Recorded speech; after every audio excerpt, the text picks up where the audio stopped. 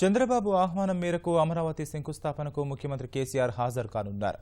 సూర్యాపేట నుంచి హెలికాప్టర్లో బయలుదేరనున్న ఆయన 3 గంటలకు పైగా అక్కడే గడపనున్నారు. కార్యక్రమం అనంతరం రాష్ట్రానికి తిరిగి రానున్న సీఎం పేదలకు 2 పడక గదుల ఇళ్ల నిర్మాణాలకు శ్రీకారం చుట్టనున్నారు.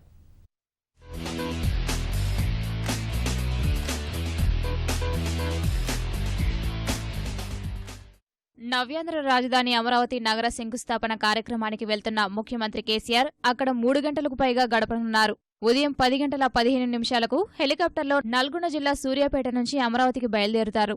సీఎంతో పాటు ఉప ముఖ్యమంత్రి మహమూద్ అలీ, ఆర్థిక మంత్రి ఈటెల రాజేందర్, విద్యుత్ శాఖ మంత్రి జగదీష్ రెడ్డి వెళ్లనున్నారు. 10 గంటల 45 నిమిషాలకు అమరావతికి చేరుకోనున్న ముఖ్యమంత్రి మధ్యాహ్నం 2 గంటల వరకు అక్కడే ఉండి అమరావతి శంకుస్థాపన కార్యక్రమంలో పాల్గొంటారు.